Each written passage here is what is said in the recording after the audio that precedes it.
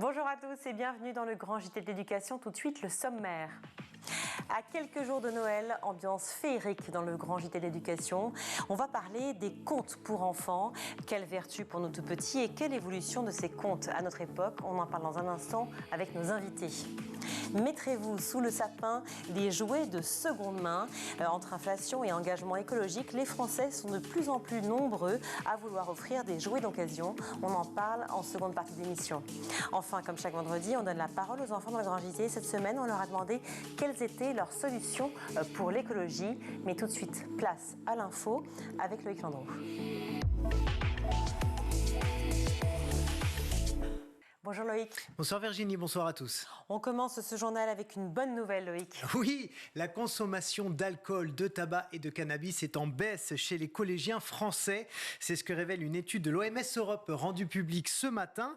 Une tendance qui s'affirme depuis 10 ans, renforcée notamment par les différents confinements qui ont limité les interactions sociales entre jeunes. C'est ce que précise en tout cas la publication. Sur les 2000 collégiens de métropole interrogés, 64% ont déjà consommé de l'alcool, 29% des cigarettes et 9% du cannabis.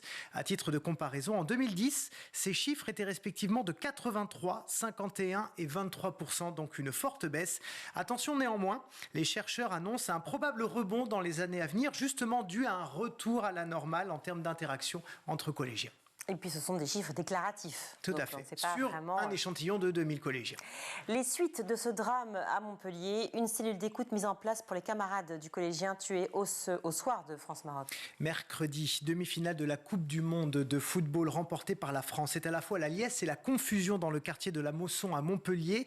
Le jeune Aymen, 14 ans, est percuté et tué par une voiture dont le chauffeur aurait paniqué face au débordement de la soirée. Une cellule d'écoute a donc été mise en place dans le collège de l'adolescent.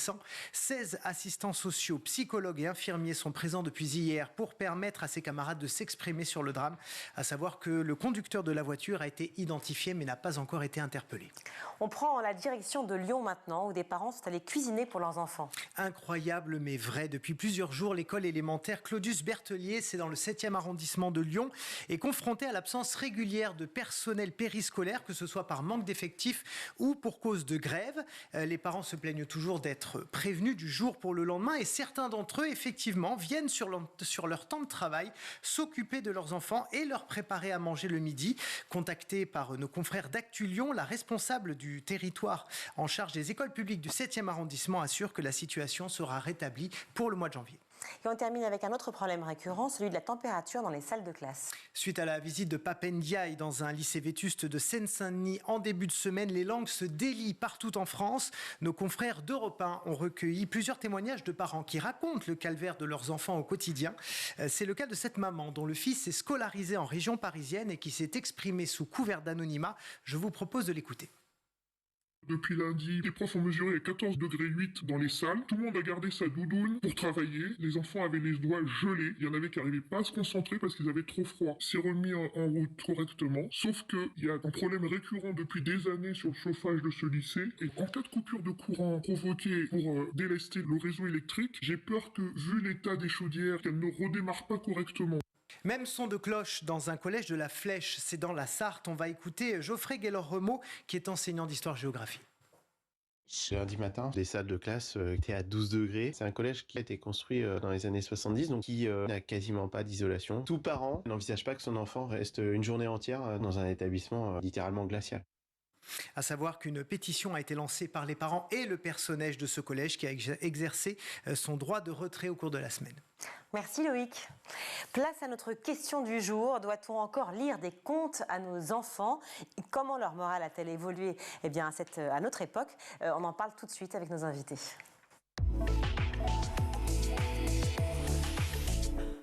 Pour en parler, je suis ravie d'accueillir sur notre plateau Lisa Kemenersik. Bonjour. Bonjour Virginie. Merci d'être avec nous. Vous êtes enseignante et chroniqueuse au Point. Face à vous, j'accueille Stéphane Clerget. Bonjour. Bonjour à tous. Merci beaucoup d'être avec nous. Vous êtes pédopsychiatre. Vous avez sorti ce livre, L'intelligence spirituelle de votre enfant, édition Le Duc.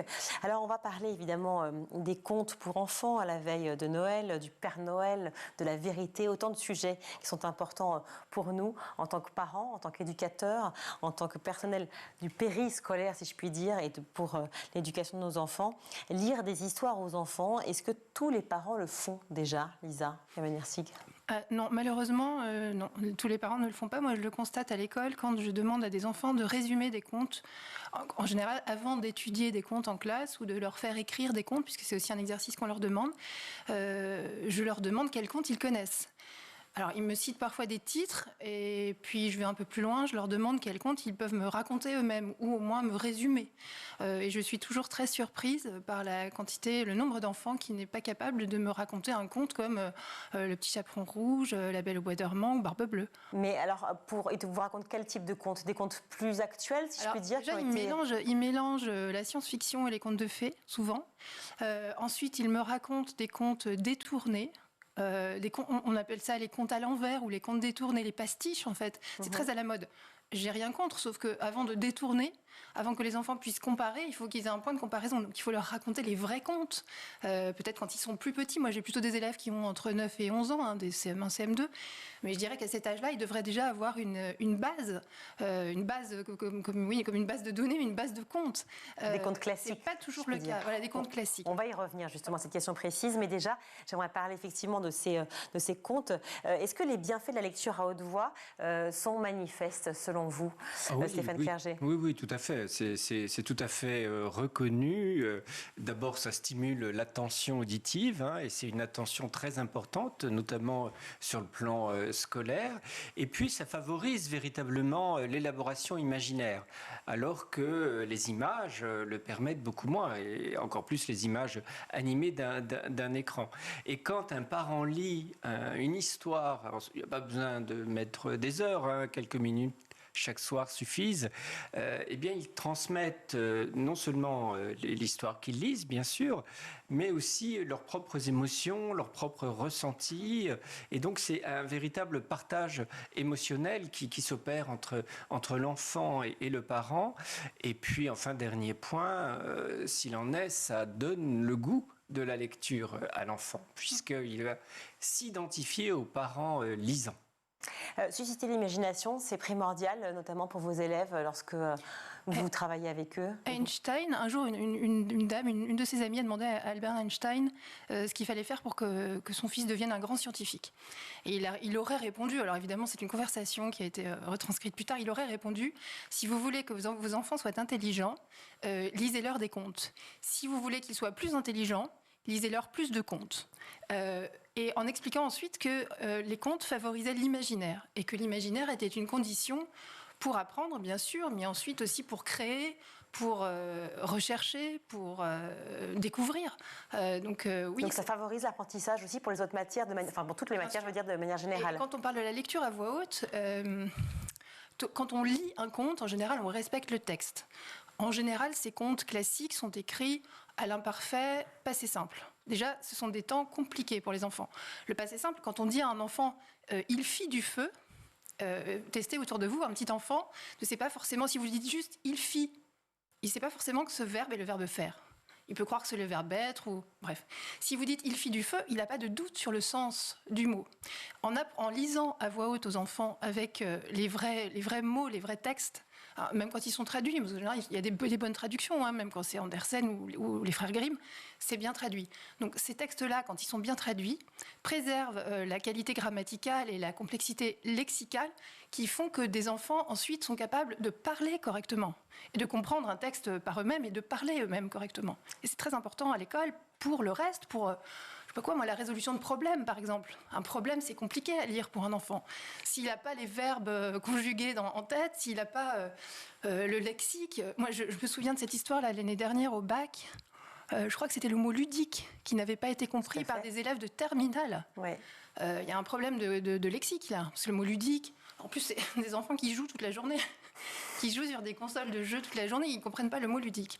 Donc, il faut leur lire à voix haute avec les vrais textes, enfin en utilisant les vrais textes, en gardant les temps, même s'il y a de l'imparfait, du subjonctif, c'est pas grave. Ils comprennent parce qu'il y a un contexte. Vous citez justement les contes des frères Grimm ou alors, par exemple, Hansel et Gretel, ou enfin La Belle au bois dormant, Chaperon rouge, tous les contes qu'on connaît finalement, qu'on a tous un peu dans la mémoire collective. Est-ce que les enfants sont aussi sensibles aujourd'hui alors qu'ils ont accès à des écrans et donc à des contes plus modernes qui ne sont pas dans les mêmes histoires, où on pourrait citer effectivement des lectures qui sont très populaires comme Mortel Adèle, Anatole la Tuile ou autres, mais qui ne sont pas du tout dans ce même registre-là? Est-ce que, Stéphane Clerget, on est dans la même idée c'est pas tout à fait le même public. Les contes classiques intéressent les jeunes enfants. Mortel Adèle, ça va peut-être davantage toucher les enfants de primaire. En tout cas, les enfants font la différence entre les histoires rigolotes de Mortel Adèle et des contes dits contes de fées. Dans tous les cas, c'est imaginaire. Dans tous les cas, c'est imaginaire, mais vous savez, beaucoup d'histoires dites contemporaines ressemble tout à fait aux contes de fées. Enfin, vous prenez Star Wars, vous prenez ces grandes histoires actuelles, elles sont très similaires, elles s'inspirent finalement des contes de fées. Le succès de ces contes de fées qui ont traversé les siècles, c'est parce que c'est des bases de scénarios de films finalement, de films qui pourraient être actuels. C'est juste le décor. Pretty Woman. C'est un conte de fées. Alors justement, vous citiez les contes classiques, Lisa Kameniersig, et d'ailleurs, il y a une petite querelle au sujet des contes. Sur votre compte Twitter, alors compte COMPTE pour le coup, Twitter, vous publiez la couverture d'un livre pour enfants, l'histoire du suppositoire qui voulait échapper à sa destinée. Et vous écrivez... Je cite, « Boycottez cette laideur, la littérature jeunesse contemporaine est souvent indigente, lisez-leur Barbe Bleue, Ulysse et le Cyclope ou la boîte de Pandore, aiguisez leur goût, apprenez l'exigence, ne les prenez jamais pour des idiots, donnez des pépites à vos trésors. » Vous êtes contre une certaine modernité finalement et praticité des histoires liées aux enfants ? Je ne suis pas contre la modernité, je suis contre la laideur, c'est pas pareil.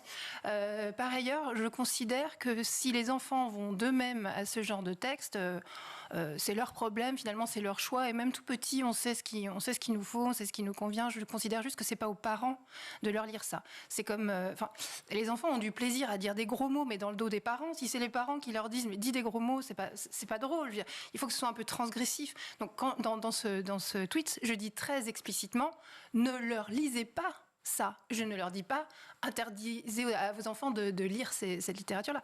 Je considère que c'est le rôle des parents de leur lire de belles histoires. Belles. Barbe Bleue n'est pas, à proprement parler, une belle histoire. C'est une histoire terrible. Je veux dire, des histoires où il y a des enjeux, où il y a des trahisons, où il y a des histoires d'amour, où il y a des histoires de guerre, où il y a des choses belles et grandes. L'histoire du suppositoire, je ne sais pas si on peut vraiment la mettre l'inscrire dans une histoire de la littérature française. Je ne pense pas que ça devienne un classique. J'ai rencontré l'auteur depuis, il est très sympathique. Et justement, vous avez échangé. Alors que dit-il par rapport à ça? Il a dit qu'au contraire, le quotidien, justement, c'est pour désacraliser. Ça se vend très bien. Il en est à 50 000 exemplaires. Alex Vizorek, pour ne pas le citer. Oui. Donc, il dit qu'en fait, c'est une façon de désacraliser justement les petites choses qui font partie du quotidien, ou en tout cas, c'est ça, de la vie des enfants. Oui, mais moi, on n'a pas besoin de désacraliser le suppositoire. Le suppositoire n'est pas sacré. Je ne vois pas. Si on prend l'étymologie du mot, en plus. Ce sont les gestes, disons. Oui, alors moi je pense que si effectivement on a un enfant qui a un problème avec le fait d'être traité avec un suppositoire, peut-être qu'on peut lui mettre ce livre entre les mains pour dédramatiser, le suppositoire. Peut-être. Alors de là à acheter ce livre pour Noël et à en faire la lecture le soir avant d'aller se coucher, je pense qu'il y a un pas que personnellement je ne franchirai pas ni en tant que mère ni en tant qu'enseignante. Mon problème avec ça, c'est que ça se retrouve dans les listes, les instructions officielles de l'éducation nationale. Là, on a dans les maternelles, dans les listes, ce qu'on appelle les IO, c'est-à-dire les instructions officielles. Dans les listes pour les maternelles, on a l'histoire de la petite taupe qui voulait savoir qui lui avait fait sur la tête. Bon, je pense qu'il y a d'autres choses à lire à des petits-enfants de 4 ans que des histoires de caca, de suppositoires, de je sais pas quoi. Votre avis sur la question, Stéphane Clerget? Je ne connais pas ce livre sur le suppositoire, mais je sais que c'est quelque chose... Vous voulez échapper à sa destinée? En tout cas, on prescrit de moins en moins de suppositoires. Donc, c'est de moins en moins concernant. En Grande-Bretagne, on n'en prescrit jamais. Donc, ça va bientôt tomber aux oubliettes, cette histoire de suppositoire. Après, de toute façon, c'est aux enfants aussi d'être juges et de voir les livres qui peuvent les intéresser. Donc, ce qui est important, c'est qu'ils aient accès à ce qu'on voit dans les classes, je crois, à une espèce de bibliothèque et qu'ils puissent prendre Et ce qui est important pour le parent, c'est de voir aussi l'intérêt de l'enfant. Quand il démarre une lecture, il peut sentir si l'enfant est intéressé ou non par ce qu'il lui lit. Mais c'est vrai qu'il est important, en tout cas, de lire des ouvrages adaptés à l'âge de l'enfant. Et beaucoup trop de parents ont peut-être tendance à vouloir éduquer leurs jeunes enfants comme des adolescents. Vous y faisiez allusion avec les pastiches. C'est vrai qu'avant d'apprendre la transgression, il faut apprendre les règles. Et c'est un peu pareil avec les histoires. Il ne faut pas raconter des histoires d'adolescents aux enfants.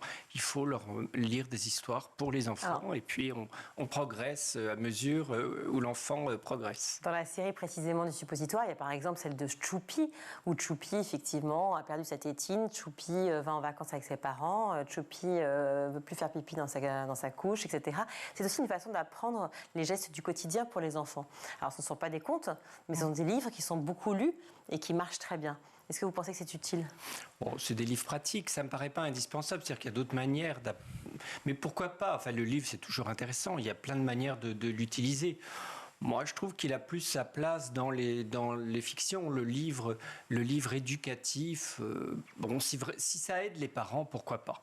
Parce que c'est vrai qu'il y a beaucoup de parents, ils ont parfois du mal à transmettre une instruction, mais c'est plus un soutien pour le parent à ce moment-là que pour l'enfant. Mais si je peux me permettre, il est un peu différent d'expliquer à un enfant qu'il y a un âge où on doit, laisser ses couches, il y a un âge où peut-être on va avoir une petite sœur ou un petit frère, voilà, c'est ça, les choupis. C'est différent, plutôt que de se mettre à la place d'un suppositoire. C'est pas exactement la même démarche. Le héros du livre dont je parle est le suppositoire.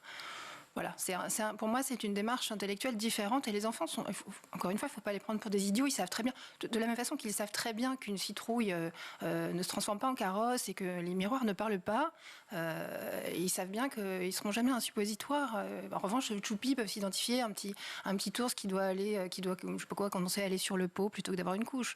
C'est différent. Alors revenons au grand classique, justement, Cendrillon, La Belle au bois dormant. Tous, en fait, ont des rôles bien précis où les rôles masculins et les féminins sont assez stéréotypés. Est-ce que cette vision est pas un petit peu caduque ou en tout cas remise en question ? Oui, je sais, je vous vois faire. Non, pas du tout. Je suis ravie de la question. Je pense qu'il y a beaucoup de contes qui sont au contraire très égalitaires. Je pense à Riquet à la houppe. Vous savez, ce conte où il y a un petit garçon qui reçoit le don de transformer la jeune fille dont il sera amoureux en femme intelligente, puisqu'il tombe amoureux en fait de la plus belle, évidemment, mais la plus belle est complètement stupide. Alors c'est le contraire, je crois qu'il tombe amoureux justement de celle qui est pas jolie et il lui donne l'intelligence. Enfin bref, pour qu'une femme soit séduisante, il faut qu'elle soit les deux. Voilà. Donc c'est bien le message aux petites filles qu'il faut aussi justement apprendre, s'instruire et que il suffit pas d'être jolie. Voilà. Dans Barbe Bleue, on peut être séduisante en n'étant pas forcément jolie. Pardon ? On peut être séduisante en n'étant pas forcément jolie. Mais justement, en fait, le personnage, il y a deux personnages féminins. Il y a une petite fille qui n'a reçu que la beauté et l'autre qui n'a reçu que l'intelligence. Celle qui n'a reçu que l'intelligence finit par être belle aux yeux de son amoureux puisqu'elle est intelligente et que lui la voit belle. Hein. C'est bien ça le message. Dans Barbe Bleue, c'est pareil. Hein. On dit que c'est un conte sexiste parce que évidemment, il a pendu, je sais plus combien, 7 femmes. C'est la 8e qui arrive. Mais enfin, c'est une très bonne leçon pour les jeunes filles. Je trouve, faites attention. C'est pas du tout un conte sexiste. C'est un conte sur comment dire, la relation coupable que certaines femmes ont avec leur mari. Elle a fait une bêtise. Elle a utilisé la clé qu'elle n'aurait pas dû utiliser. Et donc, elle est censée tout subir comme les autres. Ben non. Elle se rebelle. Moi, je trouve pas ça si sexy. Je trouve ça pas si ancien, en fait. Le prince qui vient délivrer sa princesse, c'est encore d'actualité ou pas, alors, Stéphane Clerget ? Pourquoi pas ? Maintenant, c'est vraiment la fin du conte, donc c'est vraiment la toute fin. C'est vraiment pas la partie la plus importante du conte. J'entendais les stéréotypes de genre. Oui, j'entends les stéréotypes de genre également et j'y accorde beaucoup d'importance. Mais il faut effectivement pas se leurrer. Dans une histoire comme Blanche-Neige, l'héroïne est Blanche-Neige. C'est certainement pas le prince. Il est vraiment accessoire, si j'ose dire. Donc il y a effectivement des contes qui sont peut-être plus désuets et notamment dans les stéréotypes de genre plus caricaturaux. Mais encore une fois, rien n'empêche d'écrire, et encore heureux qu'on écrive encore de nouveaux contes avec un cadre plus contemporain et des familles, par exemple, qui ne ressemblaient pas, soi-disant, aux familles d'autrefois. Mais Il y a les contes du XVIIe, il y a eu des contes écrits au XIXe, et pourquoi pas aussi des contes du XXIe siècle. On est à quelques jours de Noël, et donc forcément la question se pose. Est-ce qu'il faut tuer le Père Noël? Est-ce qu'il faut maintenir le mythe du Père Noël? Est-ce qu'on peut continuer de mentir à nos enfants? Encore aujourd'hui, la question se pose pour tous les deux. Isaac Mais il n'existe pas? Je n'étais pas au courant. Vous êtes sûr qu'il n'existe pas? Moi, je crois qu'il faut préserver la magie pour les petits. Et de toute façon, ils se le disent tout seuls entre eux à l'école. Moi, j'ai un petit garçon qui a 5 ans. J'ai pas l'impression de lui mentir quand je lui fais faire sa lettre au Père Noël. J'ai l'impression qu'il est tellement heureux de penser qu'il va avoir tous ses cadeaux en temps et en heure. Voilà. Après, l'école fera le boulot à ma place, je pense.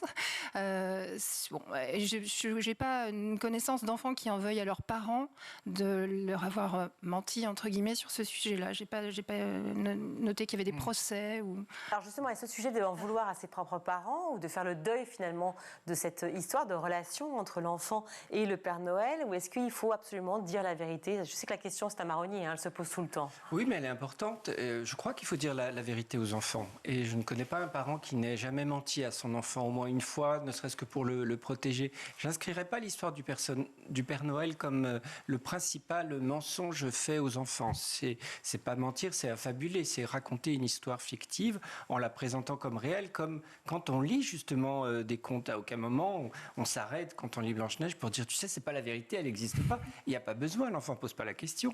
Mais c'est un peu pareil pour le Père Noël. Quand il commence à nous dire, mais est-ce qu'il existe? Ben, là, on peut lui dire, qu'est-ce que t'en penses? Et on peut interroger finalement. Oui, mais à partir du moment où il nous demande si le Père Noël existe vraiment, c'est qu'il n'y croit plus. Et c'est qu'il est sorti de cette période qu'on peut appeler de la pensée magique, hein, vers 6 ans.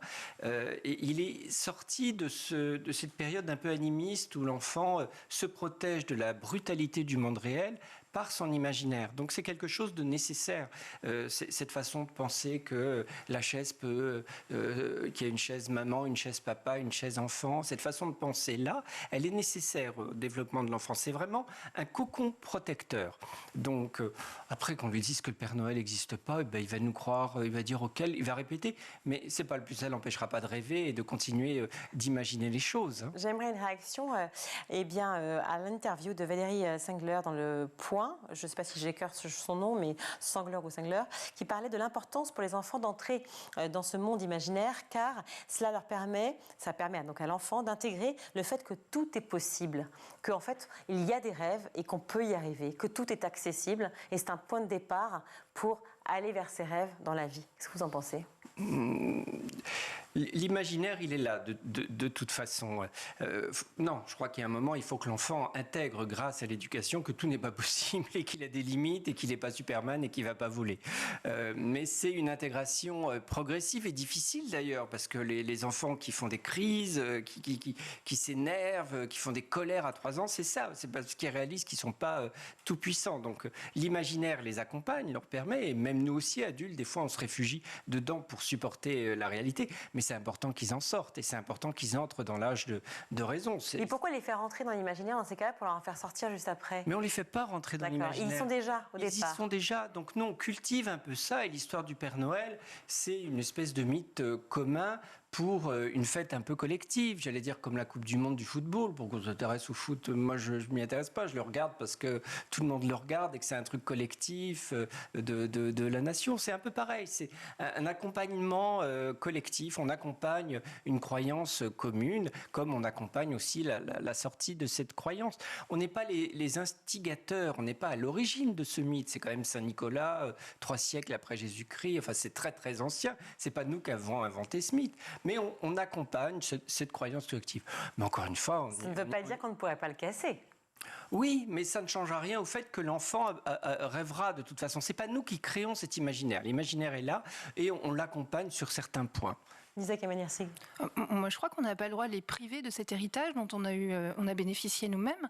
De quel droit priverions-nous nos enfants d'un héritage qu'on a reçu, nous, de nos propres parents, qui l'ont reçu de leurs parents, etc. Quand on parle de classicisme, on parle de choses qui nous viennent parfois des Grecs et des Romains, parce que bon, il y a les contes, mais il y a aussi toute la mythologie. Je ne pourrais pas reciter le nom de la personne dont vous parliez, mais Valérie Sengler. Voilà, ce qu'elle voulait dire, c'est peut-être...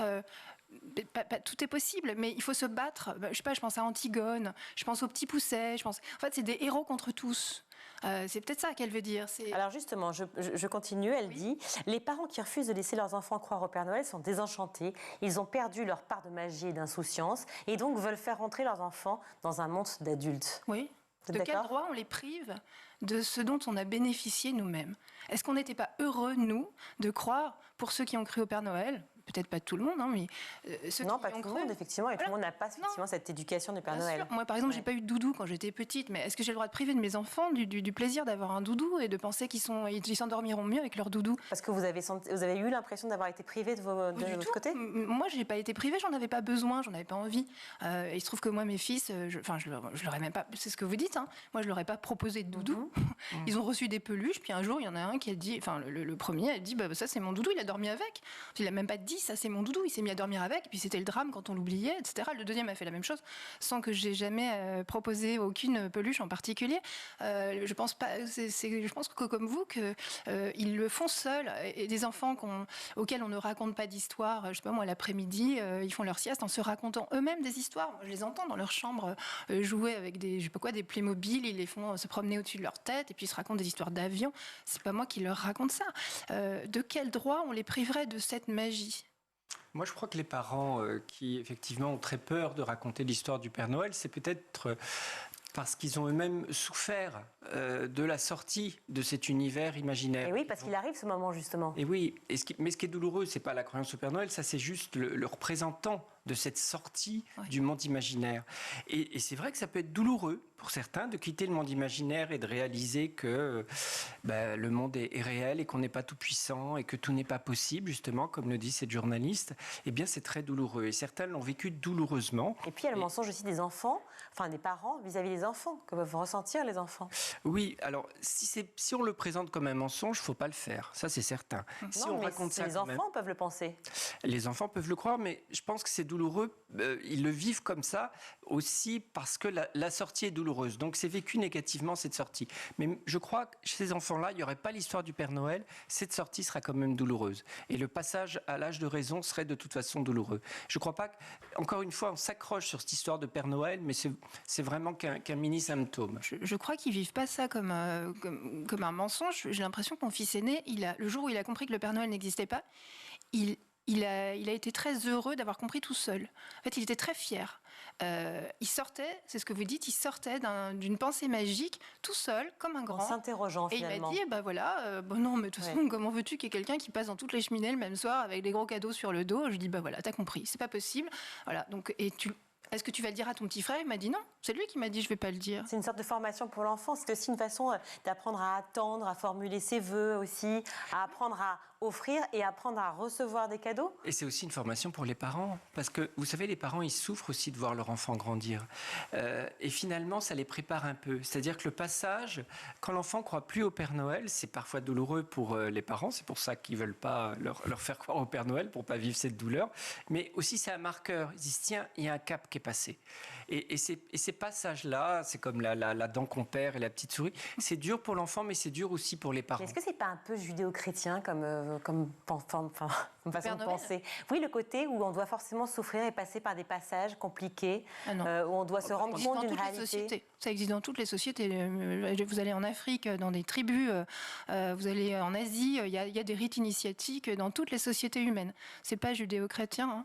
Et le Père Noël n'est pas une histoire chrétienne, hein. C'est un petit peu quand même, Saint Nicolas, mais c'est vrai qu'il a un peu évolué, c'est-à-dire qu'il a pris la forme du lutin des mythes scandinaves. Mais bon, judéo-chrétien, c'est pas un gros mot non plus. Non, pas du tout. Je pose la question juste pour pouvoir comprendre. Non, bien entendu que non. Mais je pose la question pour pouvoir comprendre effectivement pourquoi on a besoin de se dire finalement le passage à peut-être la déception pour un enfant ou de se rendre compte que son parent a menti ou ses parents ont menti à leur enfant ou que la réalité finalement est tout autre. On se pose la question de savoir. En tout cas, certains se la posent. Tant mieux qu'on réalise que nos parents, faut pas non plus tout croire. Il faut pas croire tout ce que nos parents racontent et tout ce que la société nous raconte. C'est pas faux. Et puis le Père Noël, c'est aussi l'occasion pour les adultes de faire des cadeaux sans que les enfants sachent d'où viennent ces cadeaux. Donc on n'est pas remercié en tant qu'adulte. C'est pas merci papa, merci maman, c'est merci le Père Noël. Et pour nous, c'est bien aussi de faire des cadeaux entre guillemets gratuitement. Oui. Ça aide les enfants à se décoller un peu des parents. Tout vient pas d'eux. Merci à vous deux d'avoir été sur ce plateau pour parler justement des contes et puis évidemment du Père Noël et de tous les mythes autour de les féeries de Noël. Je rappelle votre livre, Stéphane Clerget, L'intelligence spirituelle de votre enfant, la révéler et la développer, édition Le Duc. Merci à vous d'avoir été avec nous. Merci Lisa Kameniersik d'avoir été avec nous. Je rappelle que vous êtes enseignante et chroniqueuse au Point. On marque une courte pause et on se retrouve.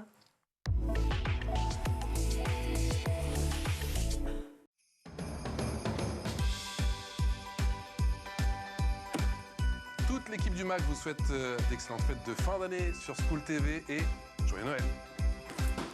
Joyeuses fêtes sur School TV. De la part de Marie, de Marine, d'Emma, d'Amélie, de Célie et de Sandra, bref de toute l'équipe de la quotidienne, une très belle fin d'année à vous. Rendez-vous en 2023. Joyeuses fêtes sur School TV, bien sûr. Joyeux Noël, joyeuses fêtes et bonne année sur School TV.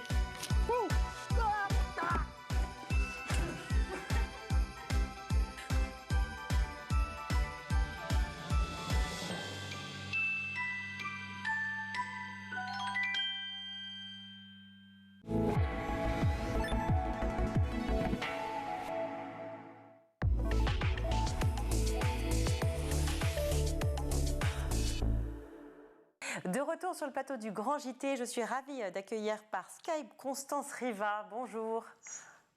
Bonjour. Merci d'être avec nous. Vous êtes la coordinatrice de l'association Rejouet, REJOUETS, une association qui collecte justement jeux et livres pour enfants. Alors avec le coût de la vie, l'inflation qui est très importante ces derniers mois, mais aussi l'engagement écologique de beaucoup de Français aujourd'hui, près d'un Français sur 3, dit cette année vouloir acheter des jouets de seconde main. Est-ce que c'est un marché qui ne fait que grandir selon vous ? Oui, pour moi, toutes les personnes commencent à prendre conscience et ça devient un peu des habitudes ancrées dans notre façon de consommer, justement, et d'acheter des jouets ou d'autres objets. On ressent une nette augmentation de la clientèle. Alors, qui sont les donateurs en fait ? Ce sont à la fois des gens qui veulent, peut-être, le mot n'est pas très joli, mais se débarrasser des jouets de leurs enfants parce qu'ils ont grandi tout simplement et qu'ils ne les utilisent plus, ou aussi tous ceux qui ont cette conscience de vouloir partager plutôt que d'acheter à plein pot. Eh bien, tout est dit dans la question. On a en fait des deux cas. Il y a des personnes qui donnent des jouets parce que leurs enfants n'y jouent plus. Et donc, ça faisait un moment donné que ça restait dans le placard. Il fallait bien donner une seconde vie à ces objets-là. Et d'autres personnes, c'est vraiment par conviction. Et pour eux, c'est normal de faire durer la vie du jouet et prolonger leur utilité. Alors, je suis maman de 2 enfants, j'ai plein de copains qui ont des enfants. En général, un jouet, typiquement, il manque la moitié du jouet, les 22 cartes sur les 52, le petit pion qui va bien, etc. Un bout qui est scratché. Comment vous faites pour justement récupérer ces jouets et les remettre en état ? Alors, nous, dans notre association, on a, comme qui dirait, une clinique du jouet. On a sur plusieurs étagères, on a différents jeux de société ou même des pions vraiment divers et variés. Et dès qu'on a un jeu à compléter, on pioche dans la clinique pour le remettre en état. Et autrement, on a aussi un sas d'atelier réparation.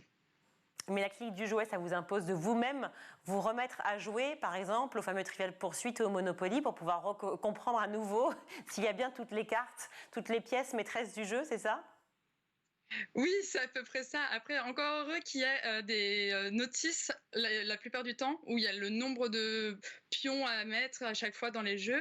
Et puis nos bénévoles sont à rôder à chaque fois. Ils connaissent par cœur les jeux. Il y a des points où on peut récupérer ces jouets, par exemple des points relais, enfin des endroits spécifiques, ou alors c'est une adresse à laquelle on les envoie ? Non, il y a des points. C'est tout en physique. On ne fait pas encore de collecte en ligne, on va dire. Mais par contre, on essaye d'aller sur une boutique en ligne sur Vinted, on a commencé, mais sinon on a une boutique à Bréal et une boutique à Sérence en Normandie. Il y a un sujet très important quand on parle de jouets de seconde main, c'est le don aux hôpitaux notamment. Et pour m'être renseigné de façon très personnelle, les hôpitaux aujourd'hui demandent des jouets neufs si on veut faire des dons. Est-ce qu'il n'y a pas quelque chose à jouer en fait, et vous en seriez l'actrice notamment, pour dire aussi on peut donner des secondes mains aux hôpitaux? Est-ce que c'est quelque chose sur lequel vous travaillez? Alors, ce n'est pas une question sur laquelle on s'est penché, mais je la trouve vraiment très intéressante. Nous, on donne à d'autres associations, autres que de la vente. On donne à des associations de migrants qui, eux, préfèrent offrir des jouets de seconde main, puisque c'est aussi une question économique. Mais c'est vrai, pour les hôpitaux, par exemple, on n'a pas encore été sollicité. C'est peut-être un marché sur lequel on peut s'appuyer. Ben voilà, vous pourrez faire appel à Loïc Landreau justement pour qu'il puisse... Tout ce qui est conseil, je prends 5%. Tout simplement. Beaucoup de foyers ont déjà fait le tri entre les jouets que les enfants ont reçus l'an passé pour en accueillir de nouveau. En moyenne, c'est quoi la durée d'utilisation d'un jouet ? Alors, c'est très court, je vais vous surprendre. Donc, c'est en moyenne 8 mois environ. Il y a une étude de l'ADEME qui a été faite en 2017 à ce sujet-là. Et donc, 8 mois pour rester en moyenne 10 ans dans les placards. Ah oui, c'est ça, 8 mois pour 10 ans. Alors moi, je pensais même carrément que c'était même pas 2 ou 3 mois, tellement j'ai l'impression que les jouets sont détruits. Et vous favorisez les jouets qui sont éco-responsables, avec plutôt les jouets en bois, avec un peu moins de plastique, par exemple, ou de silicone, ou est-ce que vous n'avez pas encore la possibilité, malheureusement, de pouvoir faire ce tri-là ? Alors, on aimerait beaucoup qu'à force, on n'en récupère que des jouets en bois. Ça serait vraiment un objectif énorme. Mais on a encore des jouets en plastique, on a encore des jouets en électronique qui sont impossibles à recycler. Mais on préfère quand même les récupérer et leur donner une seconde vie. En 2023, la priorité donc, sera donnée à la mise en place de 6000 points de collecte. C'est ce que j'ai lu sur le territoire, c'est ça ? Oui, tout à fait. Vous devez avoir les bons chiffres. Déchetterie, associations, écoles, magasins de jouets, enfin bref, tout est possible. Vous trouvez que le secteur du jouet prend au sérieux justement la nécessité d'anticiper, à anticiper son empreinte écologique et la seconde main ? Alors, j'ai vu récemment effectivement que Kin Jouet ou Leclerc Jouet essayaient d'aller sur la récupération, un peu comme les consignes, où ils reprennent les vieux jouets pour en faire du réemploi. Donc, j'attends de voir un peu le bilan et les résultats sur plusieurs années. Je pense que ça va passer dans l'immédiat. On ne va pas voir tout de suite les effets. Mais en tout cas, j'applaudis un peu ces démarches. On imagine que le temps fort pour votre association, c'est en ce moment, c'est les fêtes de fin d'année. De quelle manière vous communiquez pour que finalement, on vous donne des jouets toute l'année, et même en juillet-août, où on a bien d'autres choses à penser ? Eh bien, figurez-vous que c'est au mois d'août où on reçoit le plus de jouets. C'est pour les déménagements ? C'est vraiment à la fin des vacances scolaires, plus généralement, qu'on reçoit les jouets. Je pense que c'est quelque chose qui se fait en famille.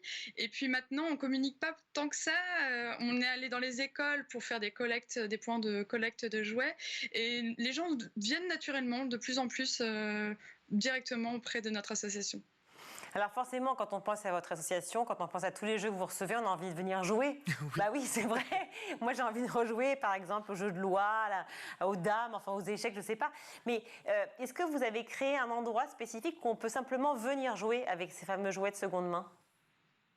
Alors tout à fait, nous on est un peu spécifique à notre association, c'est qu'on utilise donc les jouets pour la vente en boutique, mais aussi on récupère des jouets pour en créer une ludothèque et faire un espace de vie sociale avec nos adhérents et même tout le monde, tous les âges, pour créer des moments et conviviaux. Mais c'est pas une garderie, c'est-à-dire qu'on peut pas se dire le samedi, oh, tiens, je vais emmener mon enfant, je vais laisser mon enfant à l'association rejouer, et je reviens dans 3 heures, merci beaucoup, il aura joué. C'est pas comme ça que ça se passe. Donc en fait, c'est un endroit où on partage, où j'imagine que vous faites en sorte que les enfants et les parents aident à la reconstruction des jouets.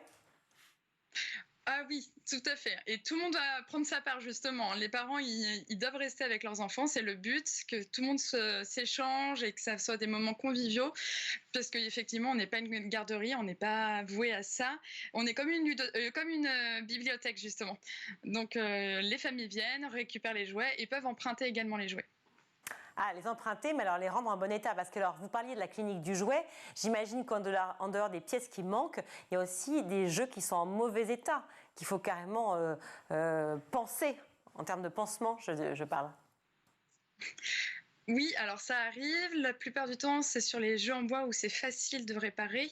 Par contre, pour les jeux en plastique où vraiment c'est très dégradé, on va quand même les mettre en déchetterie. D'accord, la déchetterie, ah oui, alors là, la déchetterie, pour le coup, est-ce que vous arrivez à rester éco-responsable ? On essaye dans le meilleur des cas. En tout cas, on participe à la réduction des déchets par la revalorisation des jouets qu'on récolte. Mais il faut savoir qu'en moyenne, on arrive à sauver 70% des jouets qu'on reçoit. Un jouet, effectivement, de seconde main, il est forcément, il a beaucoup moins de valeur qu'un jouet qui serait acheté neuf. Quelle est la marge que vous prenez sur cette vente ? Alors nous, on établit en fait les prix en fonction du prix neuf d'origine et on prend les 40% de ce prix d'origine. Quand le jouet, on arrive à le remettre en bon état. Après, si c'est vraiment dégradé, on va mettre seulement entre 10 et 20% du prix. Ce qui est important aussi, c'est le changement de mentalité parce qu'aujourd'hui, on a du mal à offrir des jouets qui ne soient pas neufs. C'est ancré, c'est comme ça, c'est en nous. De quelle manière vous parlez, vous faites du lobbying pour dire aux gens, mais en fait, c'est pas grave d'offrir des jouets de seconde main et même que c'est encore mieux en fait? Eh ben, on parle surtout sur justement la durée de vie des jouets, prolonger la vie. Quand on parle des chiffres, hein, 100 000 tonnes de jouets sont jetés par an et 150 000 tonnes sont sont mis en place sur le marché du jouet, c'est que c'est énorme et que là, il faut faire participer justement la durée de vie. Et les enfants, ils s'en fichent d'avoir des jouets neufs en réalité. Vous pouvez étendre votre action sur les écoles ou pas ? On étend nos actions sur les écoles, tout à fait. On a offert des jouets et des jeux à des écoles. Il y a des maîtresses qui viennent en acheter. Merci beaucoup, Constance Riva, d'avoir été avec nous. Je rappelle que vous êtes coordinatrice de l'association Rejouet. Merci. Merci beaucoup. Comme tous les vendredis, c'est l'heure de donner la parole aux enfants dans le Grand JT. Cette semaine, on leur a demandé leur avis sur l'écologie.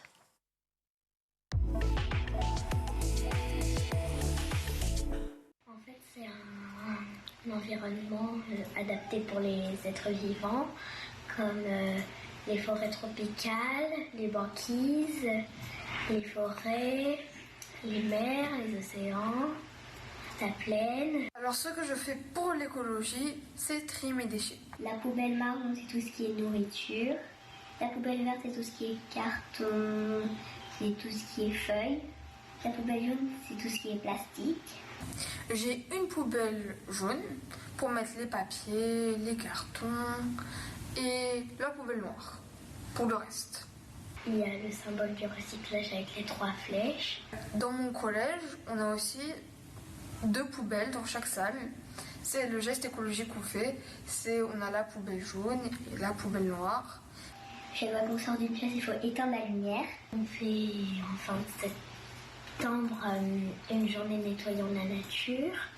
Il ne faut pas du tout prendre de l'eau parce qu'après ça gaspille de l'eau pour rien. Mais il faudrait au moins faire 1 ou 2 fois par mois, comme ça suffisant. Il faut déjà qu'il y ait plus de chansons. Par exemple, j'en connais une, Green Team, et ça parle de la nature. Et il faut aussi avoir plus de publicité de nature, comme ça les gens ils vont dire oh j'ai fait une bêtise, je vais aller ramasser les déchets. Merci à tous les enfants. Et maintenant, on retrouve Malika Ménard dans Souvenirs d'écoliers. Cette semaine, son invitée est Rebecca Hampton. Quel regard vous portez-vous sur l'école d'aujourd'hui ? Alors c'est compliqué parce que l'école d'aujourd'hui, on a l'école d'aujourd'hui à Paris, l'école d'aujourd'hui à Marseille, on a l'école publique, l'école privée. Je trouve que l'école publique manque énormément de moyens. En tous les cas, à Marseille, et je ne parlais que de ce que je connais, parce que jusque-là, je n'ai vu que les écoles marseillaises. Il manque de moyens, on manque d'effectifs, je trouve qu'on manque de tout dans les écoles. Il y a pas assez... on ne se rend pas compte à quel point l'école est importante pour les enfants et est importante pour les adultes qu'ils seront plus tard, en fait.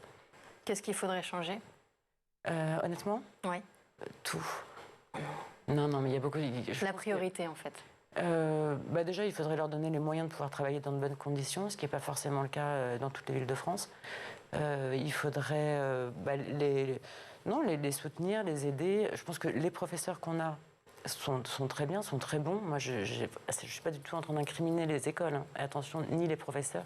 En revanche, j'incrimine un peu ceux qui sont censés faire en sorte que les écoles soient en meilleur état. À Marseille, parfois, il pleut dans les écoles et c'est quand même pas terrible. Dans les écoles? Oui. Il fait froid, il fait chaud, il pleut, voilà. C'est un peu compliqué, les écoles à Marseille. Et s'il y avait une évolution positive entre l'école que vous avez connue et celle d'aujourd'hui à pointer du doigt, est-ce que vous pourriez en trouver une ou même pas? J'ai adoré l'école. J'ai l'impression que ma fille adore l'école. En tous les cas, je ne peux pas vous dire, là, c'était mieux. Moi, j'ai un problème en règle générale de liberté. Je trouve qu'on avait peut-être un peu plus de liberté quand on était plus jeune, ce qui ne nous empêchait pas de travailler. Et on avait aussi sans doute plus la possibilité de se sentir libre, parce qu'on était dans une société qui était, en tout cas, moins anxiogène. Oui. Que moi, je me rappelle petite, je vivais dans le 5e arrondissement à Paris, j'allais au Jardin du Luxembourg seule à partir de 8-9 ans, et avec mes cousines, on rigolait, etc. Je vois ma fille, elle a 9 ans, on ne va pas parler du drame dont on parle en ce moment, mais autant je m'étais dit, peut-être qu'à 12 ans, elle pourra sortir, autant depuis quelques jours, j'ai nettement changé d'avis. Et à 12 ans, ma fille ne sortira pas seule de la maison pour aller à l'école, qui n'est pas très loin. Vous vous sentiez plus en sécurité, en fait? Petite, oui. Alors, je me suis vraiment posé la question parce que, Est-ce que c'était réellement le cas ou c'était un ressenti? Est-ce que c'était un ressenti? Est-ce que c'était aussi parce qu'on était moins informés de ce qui se passait et que du coup, on n'avait pas cette espèce de stress, donc nos parents étaient aussi un peu plus tranquilles? Je sais pas. En tout cas, je pense qu'actuellement, en tous les cas, il y a quand même une grosse insécurité. Et c'est pour ça qu'encore une fois, j'en reviens à cette école de Saint-Victor où est ma fille, où vraiment les enfants sont encadrés, ils sont peu par classe, ils font plein d'activités, ils font plein de choses. Non mais c'est vrai, c'est assez magique de voir son enfant rentrer le premier jour d'école dans une école qu'elle ne connaît pas, dans une ville qu'elle ne connaît pas, avec un sourire comme ça, et me dire le 3e jour, je suis déléguée de classe, j'adore cette école. Oui, elle adore cette école. Donc elle a déjà réussi à s'intégrer, à fédérer. Oui. Mais je pense que l'école le permet aussi, parce que c'est compliqué quand on est enfant et qu'on débarque quelque part. L'école de demain, pour vous, c'est quoi?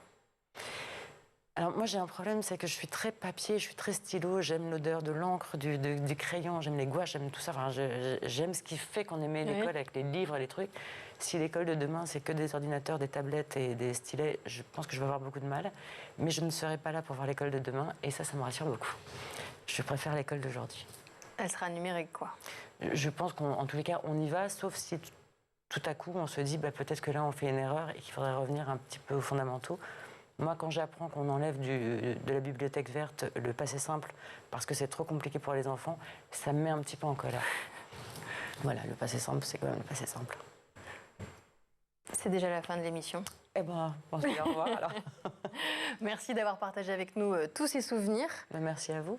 Et puis moi, je vous retrouve la semaine prochaine pour un nouveau numéro de Souvenirs d'écoliers sur School TV. À bientôt. Merci Malika. Et à lundi, tout de suite, c'est le meilleur de School TV avec le Zap. Rétrospectivement, on revit cette période, on réécrit sur cette période.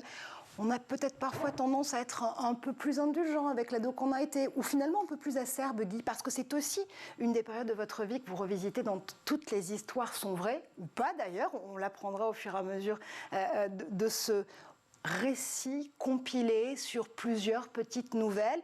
D'ailleurs, vous employez le « il » à la place du « je » pour parler de vous. Pourquoi ? Parce que je ne l'aurais pas écrit si j'avais écrit « je ». Tout simplement, et j'ai voulu mettre, par rapport à cet adolescent, cet enfant, parce que je remonte assez loin, une distance entre l'auteur et le héros dont je parle, et pour le coup, ça correspond plutôt à ce que dit Géraldine, c'est-à-dire qu'à 61 ans, désolé. Votre carte d'identité vous manque, voilà, vous le savez. À 61 ans, je ne pense pas qu'on puisse être le je qu'on était à 8 ans, à 10 ans, à 12 ans, à 14, etc. Et donc, cette distance, elle permet aussi, pour le lecteur, de s'identifier à différents moments en fonction de l'âge. Et d'ailleurs, tous les chapitres sont marqués par l'âge du héros. Absolument. Il y a les années et l'âge à chaque fois. Et je pense que c'était impossible, enfin en tout cas pour moi c'était impossible, de le faire en ayant le jeu devant chaque phrase. Je trouve que c'est affreux. Benjamin a voulu que cette petite sirène, elle rappelle Andersen. Il l'a dessiné avec ses mêmes cheveux. On va les montrer d'ailleurs, il y a une photo je crois vers la fin, je vais la retrouver. Vous pouvez montrer. Et il a surtout dessiné, là vous avez mis votre... Ouais, je crois que celui-ci va être mieux, de profil, voilà, il est assis. Oui, là il est avec Edvard, l'homme qu'il a aimé. Voilà, et c'est ça le scoop de cette petite sirène. Bah oui, voilà. On en parle tout de suite, on donne l'info. En fait, pendant très longtemps, c'est-à-dire pendant plus de 100 ans, l'interprétation a été la suivante, c'est-à-dire que la petite sirène est Louise Colline, dont Andersen est tombé un peu amoureux en 1832, et le prince est Andersen. Or, non. Le prince n'est autre que Edvard Colline, le frère de Louise, dont Andersen est tombé éperdument amoureux à partir de 1834-1835. La petite sirène, la princesse qui épouse le prince dans le conte est Henriette, femme qu'il va épouser. Donc Edvard en 1836, au grand désarroi, enfin pas plus que désarroi, au désespoir d'Andersen. Au désespoir, puisque Andersen n'est non seulement pas invité aux noces, parce que la famille Colline sait qu'il va faire un scandale, mais la date lui est cachée. Et Edvard et Henriette se marient donc le 10 août, jour auquel Andersen commence l'écriture de la petite sirène. Et donc cette fameuse petite sirène, c'est lui. C'est l'histoire d'un amour empêché, contrarié, empêché parce qu'Edvard ne l'aime pas. Edvard aime les femmes, tout simplement. Il aime sa Henriette. Et Andersen est terrassé par cet amour qui ne lui est pas restitué. Béatrice Engrand, c'est vrai, on constate que de plus en plus de jeunes en 2022 sont en quête de sens, que cela se soit effectivement dans leurs choix professionnels, leurs engagements, leur quotidien. Est-ce que justement le service civique permet de répondre à cette quête de sens ? Je crois que l'exemple d'Imen, il est parfait parce qu'elle a bien montré qu'elle avait envie de rendre service, d'être utile et par là de trouver un sens évidemment à sa vie et à son quotidien. On a une génération qui s'interroge aussi sur l'avenir. C'est évidemment très enroflé de la situation climatique. La période Covid aussi a beaucoup bousculé les comportements des jeunes. Ils ont pris conscience, comme beaucoup d'entre nous, que tout pouvait basculer très vite. Et oui, on a une génération là, depuis l'après-Covid, et c'était en germe avant, qui est très mobilisée sur le sens, plus que sur la rentabilité. L'intérêt du service civique, c'est qu'on peut vraiment combiner les deux aspects, c'est-à-dire la recherche de sens, l'utilité sociale et le bénéfice pour soi-même. On en a déjà parlé, les formations, le tutorat, l'indemnité. Le bénéfice aussi sur le parcours professionnel. Vous savez, 71% des recruteurs considèrent que le service civique, c'est un atout sur un CV. 63% disent qu'ils recruteraient prioritairement un jeune qui a fait un service civique par rapport à un qui ne l'aurait pas fait. Les 93% des recruteurs en ont une bonne image. Donc, je crois vraiment que cette politique publique, elle répond aux enjeux qui sont les nôtres aujourd'hui, ceux de la solidarité sociale, de la quête de sens et puis du lien intergénérationnel. C'est le fait de se dire qu'on est passé finalement de générations qui avaient cet apprentissage social et sociétal qui se faisait au fur et à mesure, à aujourd'hui un bouillon finalement de socialisation quand on est plongé en ligne sur les réseaux sociaux face à beaucoup de phénomènes. Alors le cyberharcèlement certes, mais pas que. Vous me disiez, Géraldine, en préparant cette émission, que justement c'est peut-être pour vous ce qui faisait la différence avec les générations d'adolescents d'aujourd'hui, c'est qu'ils ont cet élément de la socialisation qui est directement là, by design, ce sont des êtres sociaux. C'est une différence absolument gigantesque. Moi, j'étais seule dans ma chambre en train de pleurer pour me dire que personne ne pouvait me comprendre. Aujourd'hui, ces ados, en tout cas à partir de 13 ans ou plus, s'ils respectent les règles des réseaux sociaux... Je ne suis pas certaine, vu les derniers sondages qu'on a dévoilés dans l'école du futur, mais... Oui, mais moi, mon fils n'a pas de téléphone et j'essaie de repousser au maximum le moment où il va aller se baigner dans ce bain dont vous parlez, parce que je pense que ça nécessite une maturité qu'on ne peut pas avoir trop jeune. Comment se passe la formation, notamment dans l'éducation, c'est ce qui nous intéresse aujourd'hui, pour avoir accès aux écoles, collèges et lycées, etc.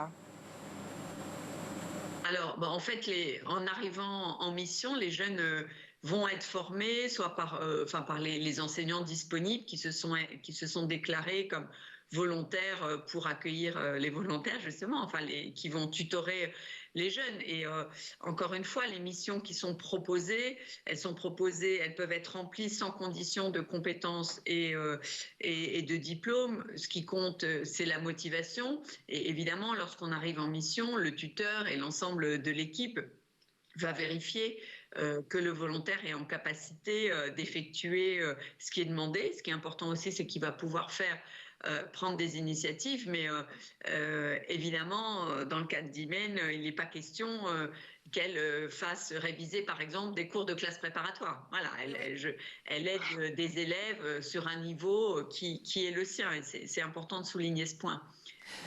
Comment sont recrutés alors ces jeunes? Et puis même eux, s'ils veulent être volontaires au service civique, qu'est-ce qu'ils doivent faire? Se rendre sur le site internet, c'est ça?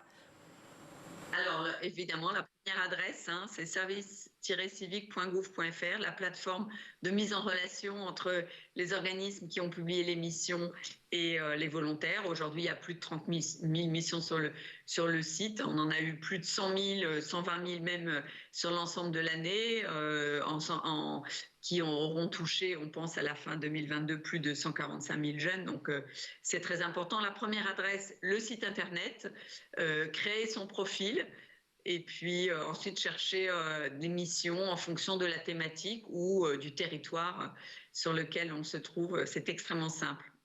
Alors, Imen, comment est-ce que tu as fait, toi notamment, pour avoir accès à cette mission? Tu t'es rendue sur le site, c'est ça? Tu t'es inscrite?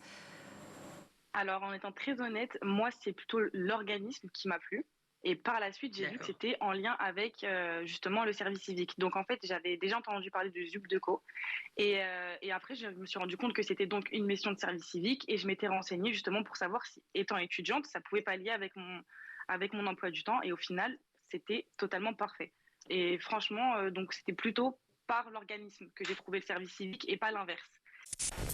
Heure de la récré spéciale Noël en ce mois de décembre. Pour une fois, ce n'est pas moi qui me mets les petites oreilles de je ne sais quoi, Reine. De Reine. Emma, vous nous avez déjà raconté l'histoire du Père Noël il y a quelques jours. Le Père Noël qui ne serait rien sans ses reines RE2NES qui lui permettent de faire la tournée des maisons pour apporter des cadeaux. Tout à fait. Quand je vous avais raconté l'histoire du Père Noël, je ne sais pas si vous vous en souvenez, je vous avais dit que sa légende s'était démocratisée avec un conte paru en 1821, The Night Before Christmas, la nuit d'avant Noël, qu'avait publié un pasteur américain, Clement Clark Moore. Et dans ce conte, le Père Noël se déplace sur son traîneau tiré par 8 rennes. Puis au fil du temps, on en apprend plus sur eux. Ils ont même des prénoms. Tornade, le plus rapide. Fury, le plus puissant. Fringante, la plus belle. Comète, qui apporte le bonheur. Cupidon, qui apporte l'amour. Tonnerre, le plus fort. Danseuse, la plus gracieuse. Et enfin Éclair, qui apporte la lumière pour Noël. Et enfin, pourquoi? Et Rudolph? Il n'y a pas un Rudolph, non? Si, et d'ailleurs c'est le plus connu, mais il arrive bien plus tard en fait dans la légende, vrai. Dans les années 1940. L'histoire du renne Rudolph, elle est assez triste au début. Il a une particularité, ce petit renne. Il a le nez rouge qui clignote dans la nuit, donc il n'est pas accepté du tout, personne ne veut jouer avec lui. Et un jour, il fait la rencontre du Père Noël qui lui propose d'intégrer sa brigade de rennes. Ni une ni deux, Rudolph devient le petit protégé du Père Noël et surtout le renne le plus utile. Bah ouais. Ah oui, comme il a le nez rouge qui clignote, c'est lui qui guide le Père Noël sur son traîneau. C'est un peu les feux de route, un peu les feux de croisement réunis du traîneau du Père Noël. Donc voilà, qu'il vente, qu'il pleuve, qu'il neige, le Père Noël sait qu'il peut compter sur lui pour indiquer le chemin. Voilà pour la petite anecdote du Reine de Noël. Voilà pour le Zap, c'est la fin de ce grand JT. Merci à vous tous de nous avoir suivis. Schooltv.com pour nous retrouver, canal 247 sur les Freebox. Merci à toute l'équipe de School TV, en particulier aujourd'hui à la réalisation Xavier Sanchez, au son Thibaut Goury-Lafont, au maquillage Laure Audemont, à la rédac Emma Guessel et Agathe Delannoy. En journaliste, magnifique, grand, formidable, Loïc Landreau. Merci beaucoup et surtout bon week-end. Vous me faites un bonsoir à tous. Bonsoir. On est présent sur les réseaux sociaux, donc si vous voulez nous écrire, on vous répond. Loïc Landreau se fera un plaisir de vous répondre dès demain. J'ai que ça à faire, ça tombe vachement bien. On vous souhaite un excellent week-end. Bonne soirée.